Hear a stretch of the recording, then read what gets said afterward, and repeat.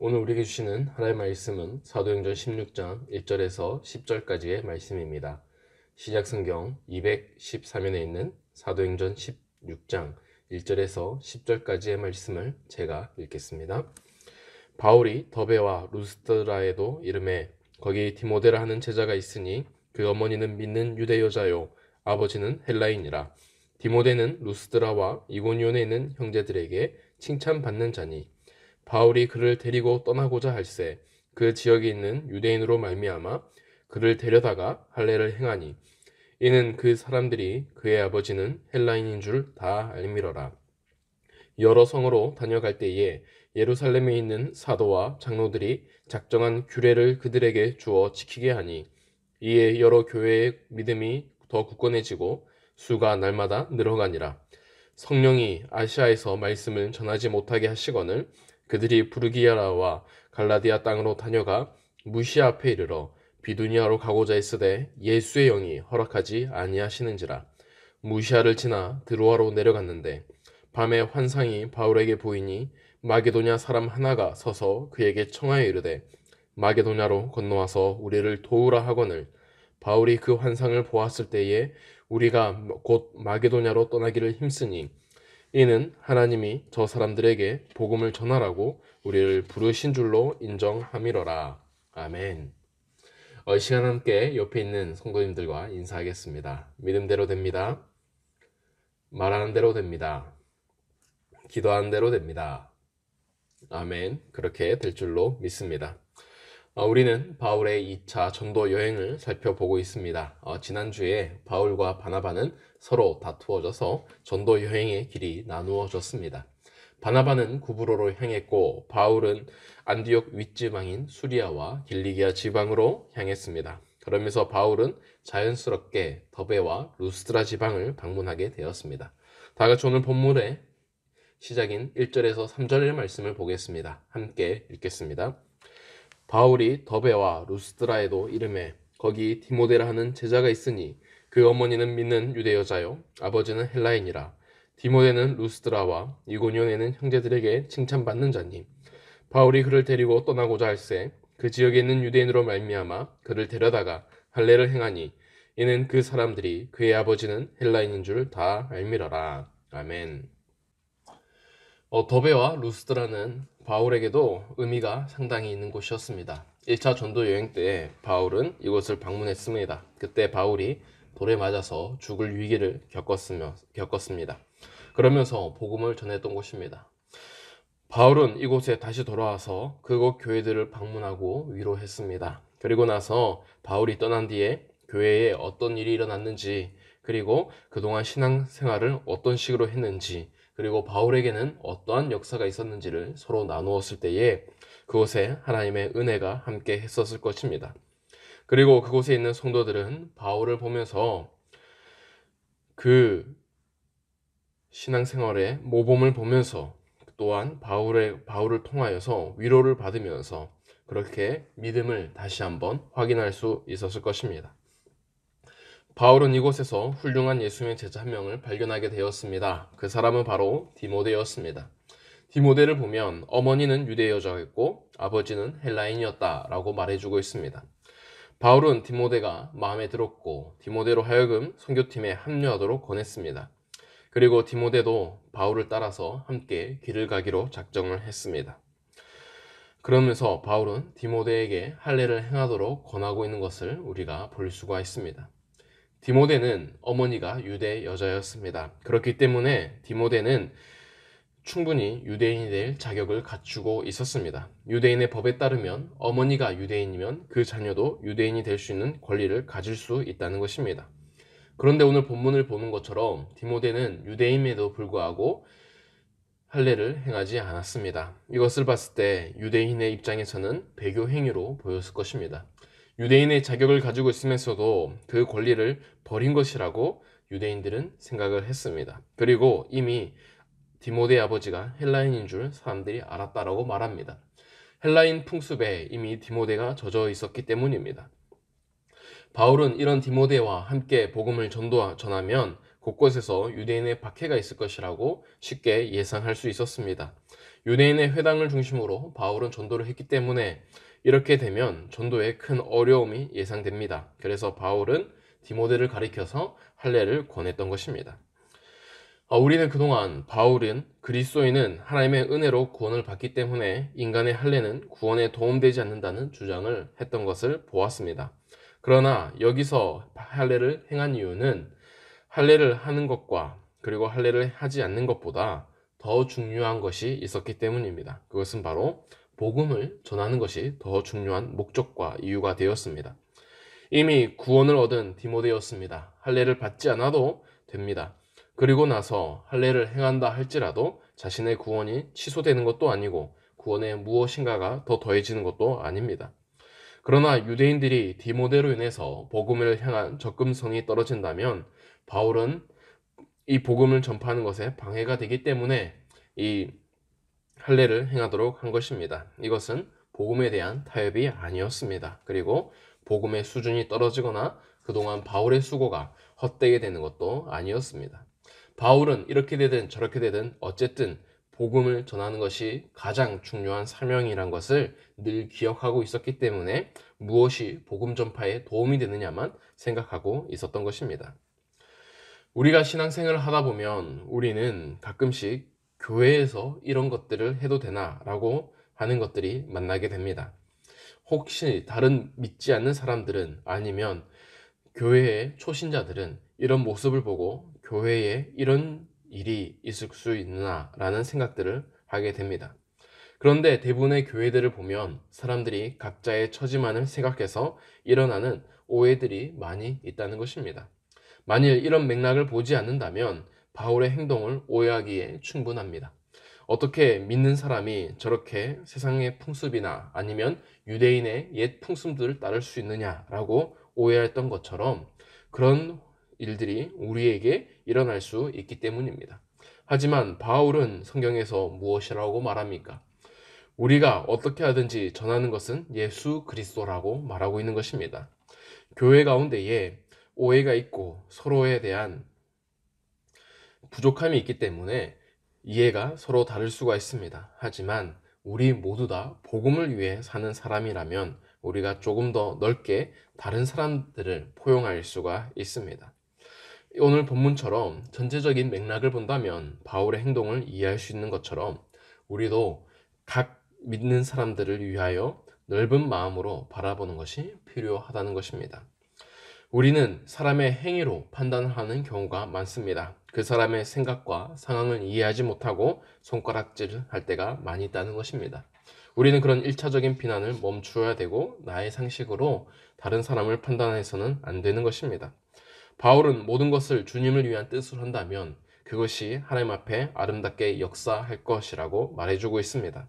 우리 각자가 주님을 위해서 산다면 우리는 서로를 이해하고 용납할 필요가 있습니다. 그리고 다른 사람이 아닌 우리의 믿음 생활을, 우리의 신앙 생활을 위해 달려가는 것이 필요합니다. 오늘 바울의 그런 모습들은 우리에게 시사점을 던져주고 있는 것입니다. 이어서 본문의 4절에서 7절까지의 말씀을 보겠습니다. 함께 읽겠습니다. 여러 성으로 다녀갈 때에 예루살렘에 있는 사도와 장로들이 작정한 규례를 그들에게 주어 지키게 하니 이에 여러 교회가 믿음이 더 굳건해지고 수가 날마다 늘어가니라. 성령이 아시아에서 말씀을 전하지 못하게 하시거늘 그들이 부르기아와 갈라디아 땅으로 다녀가 무시아 앞에 이르러 비두니아로 가고자 했으되 예수의 영이 허락하지 아니하시는지라. 아멘. 바울과 일행은 더베와 루스드를 이제 떠났습니다. 바울은 여러 성에 예루살렘에서 정한 규례들을 전해 주었습니다. 그것은 바로 이방인들의 구원을 위해서 할례가 필요 없다는 내용이었습니다. 그러면서 그 당시에 예루살렘에 있던 교회는 이방인들로 하여금 4가지를만 주의하면 된다고 했습니다. 먼저 우상 숭배와 그 다음에 음행과 목매어 죽인 것을 먹는 것과 그 다음에 피를 멀리하는 것, 이것이었습니다. 바울은 이것을 자신이 1차 선교 여행 때에 방문했던 그 교회들을 다시 만나면서 그 사실들을 전해 주었던 것입니다. 이 소식은 이방인들의 입장에서 본다면 유대인들의 교회가 그리고 예루살렘 교회가 자신들을 공식적으로 인정해 준다는 소식이었습니다. 그리고 이방인들도 교회의 한 일원이 되었다는 것을 공식적으로 전해주는 것이기도 했습니다. 이 소식을 들었던 교회들은 당연히 그곳에서의 믿음이 굳건해졌고 결과적으로 믿는 사람의 수가 더욱 많아졌다라고 성경은 말하고 있습니다. 믿는 사람들의 숫자가 늘어난 것은 지금까지 교회가 해왔던 결정과 사역들이 믿지 않는 자들이 보았을 때도 올바른 방향으로 가고 있다는 것을 인정해 준 것입니다. 믿지 않는 자들도 돌아설 만큼 교회의 사역이 혁신적이었고 그리고 능력이 있었음을 보여주고 있는 것입니다. 오히려 교회는 당시 사람들에게 나아가야 될 방향과 그리고 길을 제시해 주었고 그리고 이것이 결국에는 믿지 않는 자들에게 구원을 전하는 결과로 나타내졌다는 것은 오늘 우리가 교회의 길을 대해서 생각해 보게 합니다. 이렇게 복음 전파가 바람을 만난 돛담배처럼 전해지고 있을 때에 바울은 한 가지의 걸림돌을 만나게 됩니다. 바로 바울은 아시아에서 복음을 계속 전파하고 싶었지만 성령께서 허락하시지 않는 것이었습니다. 당시 소아시아의 지역은 지리적인 이점 때문에 경제와 문화적으로 굉장히 핵심적인 지역이었습니다. 우리가 아는 계시록의 7교회를 비롯하여서 로마의 주요 도시들이 이곳에 많이 있었습니다. 바울은 당연히 이곳에서 사역을 하고 싶어 했습니다. 그런데 성령이 그것을 막으신 겁니다. 그래서 바울은 아시아로 들어가지 못하고 부르기아와 갈라디아 땅으로 돌아갔습니다. 이것은 소아시아의 주변 지역들입니다. 아시아로 들어가지 못한 바울은 아시아 주변 지역을 원을 따라 빙빙 돌듯이 그렇게 지나가고 있습니다. 그리고 마지막으로 바울은 아시아의 옆인 비두니아 지역까지 가게 되었습니다. 그런데 그곳에서도 성령이 허락하시지 않았습니다. 이제 남은 길은 무시아로 가는 것밖에 없었습니다. 그리고 비두니아에서 무시아까지 이제 가게 된다면 앞에 에게해라는 바다가 가로막게 되었습니다. 막다른 무시아까지 바울은 내몰렸던 것입니다. 그리고 그 당시 상황을 오늘 본문의 마지막인 8절에서 10절까지의 말씀을 통해서 보겠습니다. 함께 읽겠습니다. 무시아를 지나 드라로 내려갔는데 밤에 환상이 바울에게 보이니 마게도냐 사람 하나가 서서 그에게 청하여 이르되 마게도냐로 건너와서 우리를 도우라 하거늘 바울이 그 환상을 보았을 때에 우리가 곧 마게도냐로 떠나기를 힘쓰니 이는 하나님이 저 사람들에게 복음을 전하라고 우리를 부르신 줄로 인정함이러라. 아멘. 바울은 무시아에 있는 드로아로 가게 됐습니다. 바로 그때에 바울은 환상을 보았습니다. 마게도냐 사람이 환상에 나타나서 우리를 위해서 이 바다를 건너와 달라라는 부탁을 하게 됩니다. 바울은 그제서야 왜 자신이 아시아로 가지 못했는지를 깨달았습니다. 성령이 부르시는 곳은 아시아가 아니라 마게도냐 지방이라는 것입니다. 결국에 바울은 이 사실을 깨닫고 마게도냐를 향한 부르심을 따라 마게도냐 지방으로 가기로 결심을 하게 되므로 오늘 본문이 끝나고 있는 것입니다. 사랑하는 성도 여러분, 오늘 말씀을 보면 바울의 입장에서 하나님의 부르심이 낯설게 드려졌을 것입니다. 자신의 여정의 출발 방향과 목적이 성령의 부르심과 달랐기 때문입니다. 바울의 전도 여행의 목적은 1차 전도 여행에 세웠던 교회를 둘러보기 위함이었습니다. 가는 곳마다 예루살렘 공회의 결과를 알려주면서 교회를 위로하고 굳게 하는 것이 목적이었습니다. 그런데 성령께서는 방향을 바꾸셨습니다. 바울이 가보지 아니한 곳까지도 성령은 방향을 틀면서 가도록 만드셨던 것입니다. 그렇기 때문에 바울은 그 사실을 깨닫기 전까지 아시아에 들어가지 못하고 아시아 주변의 지역을 반시계 방향으로 빙빙 돌기 시작했습니다. 그리고 막다른 곳에 들어왔을 때에 하나님의 음성을 듣게 되었던 것입니다.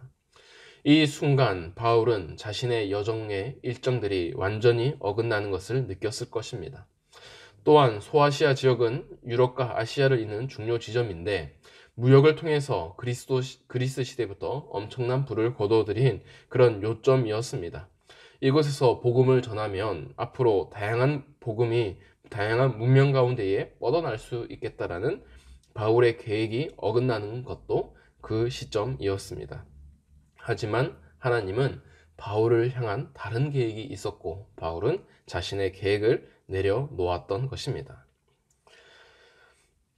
결국 바울은 배를 건너게 되었습니다. 이로 말미암아 복음이 유럽으로 전달되는 계기가 되었습니다. 그리고 이 복음 전파로 바울은 복음의 전파의 단계를 뛰어넘게 되었습니다. 그러면서 2차 전도 여행 때에 바울은 로마까지 가는 그런 여정을 계획하게 되고, 그리고 그러한 부르심을 느끼게 되었던 것입니다. 사랑하는 성도 여러분, 오늘 바울의 모습을 보면서 우리의 삶을 한번 생각해 볼 수가 있습니다.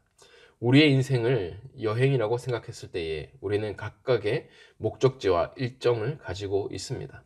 사람이 집을 나가면서 그냥 집을 떠나는 사람이 없습니다. 각자의 성향과 기질에 따른 계획을 세우며 집을 떠나게 되는 것입니다.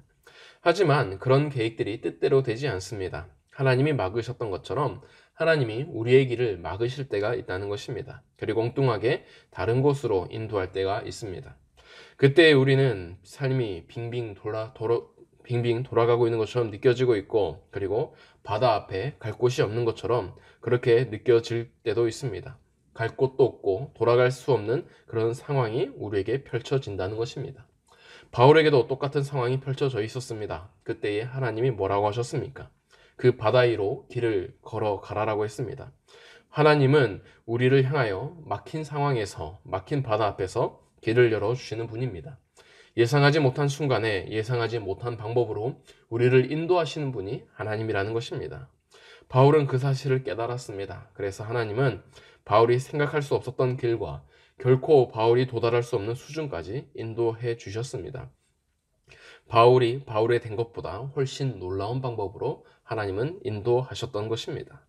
하나님은 우리를 향하여서도 똑같은 계획을 가지고 있습니다. 우리의 앞길이 막힌 것 같고, 또한 우리가 삶에서 나아갈 곳이 없는 것 같을 때가 있습니다. 하지만 하나님은 더 큰 계획을 가지고 있습니다. 바울이 생각하지 못했던 로마행을 하나님은 계획하고 있었던 것처럼, 하나님은 우리를 삶을 향한 더 놀라운 계획과 더 놀라운 목적을 가지고 우리가 살 수 있도록 인도하고 있다는 것입니다. 그렇기 때문에 우리가 이 시간 하나님 앞에 어떻게 해야 되겠습니까? 우리는 바울처럼 하나님께 붙들린 삶을 살아야 됩니다. 바울이 자신의 삶을 모두 맡겼을 때에 하나님은 바울의 삶을 책임져 주셨습니다.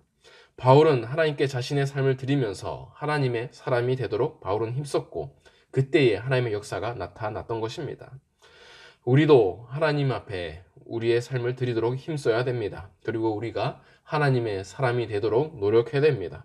그때에 하나님께서 우리의 삶을 사용해 주실 것입니다. 하나님은 바울로 하여금 자신의 계획을 버리게 하신 것처럼 우리도 하나님 앞에 우리의 계획과 생각을 놓아야 됩니다. 그리고 지금 나를 향하신 하나님의 말씀을 듣도록 노력해야 됩니다. 분명 나를 향하신 하나님의 뜻이 있습니다. 분명 나를 향하신 하나님의 계획이 있습니다. 우리는 그것을 깨닫도록 더욱 힘써 기도하고 말씀을 보면서 하나님의 계획에 동참해야 한다는 것입니다. 사랑하는 성도 여러분, 하나님은 우리와 함께 하시길 원합니다. 이 순간 우리를 사용하시길 원합니다. 이 시간 하나님은 우리가 하나님의 나라의 주인공이 되기를 원하십니다. 주님은 우리에게 추수할 곡식은 많은데 일꾼이 없다라고 말씀하셨습니다. 하나님은 여전히 일꾼을 위해 찾고 있으시고, 그리고 우리가 그 일꾼이 되도록 부르시고 있다는 것입니다. 그렇기 때문에 우리는 하나님의 사명을 감당한 일꾼이 되도록 노력해야 됩니다. 그때에 하나님께서 우리의 삶을 새로운 차원으로 인도해 주실 것이기 때문입니다. 사랑하는 성도 여러분, 하나님 앞에 말씀과 기도로서 하나님과의 교제에 가장 우선순위를 두시기 바랍니다. 그때에 바울이라는 사람을 사용하셨던 하나님의 능력이 오늘 우리 각자에게 나타날 것이고, 우리가 복음을 전하며 천국의 주인공이 되며 또한 하나님이 보시기에 아름다운 삶을 살아갈 수 있게 됩니다. 하나님 앞에 그런 은혜를 받으시는 저와 여러분이 되기를 간절히 소망합니다. 이 시간 함께 기도하겠습니다. 사랑이 많으신 하나님 아버지, 이 시간 우리의 삶을 돌아봅니다. 우리 가운데에 하나님의 은혜와 역사가 나타나기를 원합니다. 우리도 하나님 앞에 붙들린 삶을 살아가기 원합니다. 바울이라는 사람을 부르시고 그 인생을 향하여 놀라운 계획을 가졌었던 것처럼 우리도 하나님 앞에 그러한 사람이 되기를 엎드립니다. 주님, 이 시간 우리의 삶에 함께하여 주시옵소서. 우리의 시간과 우리의 계획과 우리의 일정과 우리의 모든 것을 내려놓습니다. 주님, 우리를 사용하여 주셔서 우리가 주님의 도구가 되게 하여 주시고 우리가 꿈꾸지도 못했던, 우리가 바라지도 못했던, 우리가 감당할 수도 없었던 그러한 인생과 그러한 여정으로 우리를 인도하여 주시옵소서. 또한 우리가 그러한 사명을 감당할 때에 우리를 통하여 주변의 복음의 전파에 아름다운 열매들이 맺히게 하여 주시옵소서. 하나님 함께 하실 걸 믿사오며 예수님의 이름으로 기도드립니다. 아멘.